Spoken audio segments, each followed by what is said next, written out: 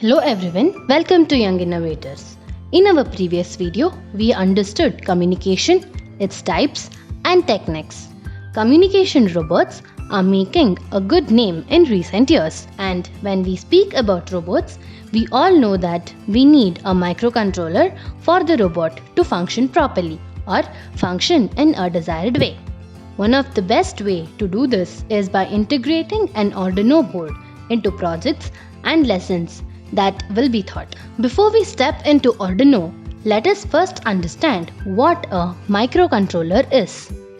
I am sure you all would have heard about integrated circuits. A microcontroller can be simply defined as a compact integrated circuit board that performs a specific task given to it through a set of lines. These set of lines is termed as programs or codes. The person who writes them is termed as is called a programmer. A microcontroller will have memory unit, processing unit, etc. embedded on it. You can find microcontrollers in many automatic products and devices like smart doors, smart lock systems, etc.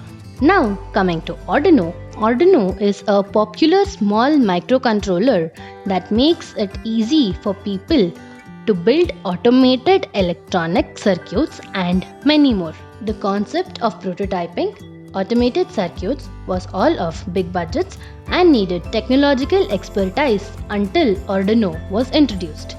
Arduino is an open source programming and prototyping platform and has easy to use tools both in hardware and software. It consists of a microcontroller that can be programmed through ready-made software called Arduino IDE, where codes can be written and uploaded to the board through a cable. With Arduino, one can get to know about basics of microcontroller, electronic circuits and components and start building their own automated machines and circuits. It has two parts, a circuit board and a program. In the next few minutes, we will go through the pin specifications of Arduino and learn how to start programming. As told earlier, Arduino consists of circuit board and programming. Let us look at the circuit board now. There are many Arduino boards available like Arduino Uno, Arduino Nano, Arduino Mega, Arduino Lilypad, etc., which can be used based on the requirement. We will look into Arduino Uno now as it is the best preferred prototyping board for beginners to start with. You all can see an Arduino Uno on your screens. It has many pins, components like resistors, capacitors, LEDs, etc. The IC that is visible in the microcontroller is Atmega 328P. It is a 8-bit microcontroller. It has 14 pins, which is available in two formats, as a through-hole or as a surface-mounted integrated circuit. Coming to the pins, Arduino has 14 digital pins or output pins that can be connected externally to components and devices. Out of them, 6 pins are PWM pins which are capable to produce modulated signals. Pin 0 and pin 1 are designated as TX and RX, which are exclusively used for communication between devices. All the input-output pins works with 5 volt and can give you an output of 20 milliamp. There are 6 analog pins in the opposite end of the digital pins that takes only analog inputs. They can be converted to digital pins with high-end programs and codes. These pins are labeled as A0 to A5. Above the analog pins, we have power pins. Arduino takes the input voltage from 7 volt to 20 volt. We can power the Arduino in many ways. We can use the DC jack on top of the Arduino, or we can use the same USB cable that we use to program the board. As there are 2 crystal oscillators on the board which tells the microcontroller's speed of performing a task. There are 4 LEDs which is present on the Arduino, of which 2 are TX and RX LEDs. They glow when data transmission is happening. One more is the power LED, which tells us if the Arduino is on or off. This will be continuously blinking when we power a brand new Arduino. One more LED is the onboard LED, which is internally connected to pin number 13 in the digital pin.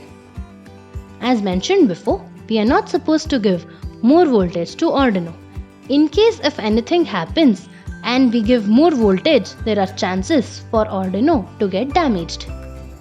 So, there is a voltage regulator beside the DC jack to control the voltage flow across the board. If you can observe on the board, we have a button at the top right corner of the board.